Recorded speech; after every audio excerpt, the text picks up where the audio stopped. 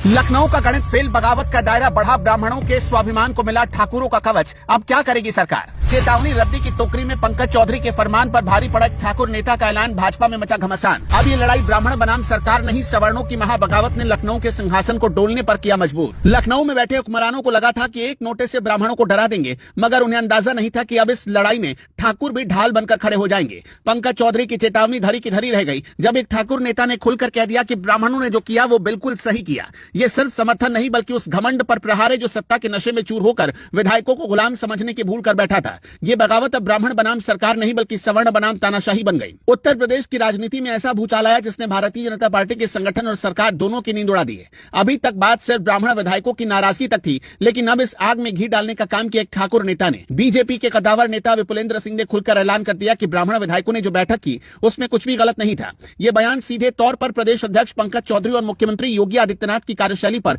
एक करारा प्रहार है।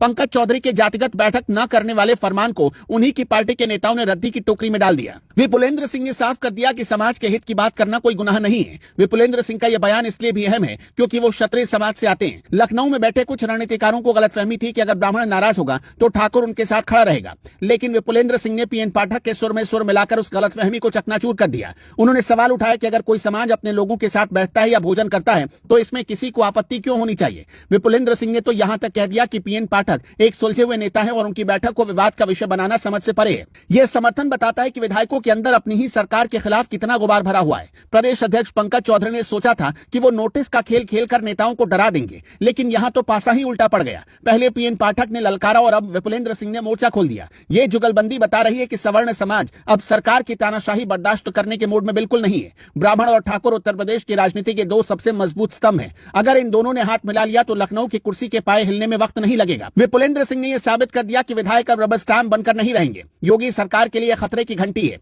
अगर विधायक अब खुलकर एक दूसरे के समर्थन में आ रहे हैं तो प्रदेश अध्यक्ष के आदेशों को ठेंगा दिखा रहे हैं, तो इसका मतलब साफ है कि नेतृत्व का इकबाल खत्म हो रहा है। विपुलेंद्र सिंह ने जिस बेबाकी से अपनी बात रखी उससे साफ है कि वो किसी कार्रवाई से डरने वाले नहीं है। अब देखना यह होगा कि पंकज चौधरी और योगी आदित्यनाथ इस नई चुनौती से कैसे निपटते हैं, क्योंकि अब सामने सिर्फ एक ब्राह्मण विधायक नहीं बल्कि उसके कंधे पर हाथ रखकर खड़ा एक ठाकुर नेता भी है। ये जोड़ी अगर आगे बढ़ी तो सत्ता के समीकरणों को तहस नहस कर सकती है। दर्शकों, आपका क्या मानना है हमें कमेंट में जरूर बताइएगा।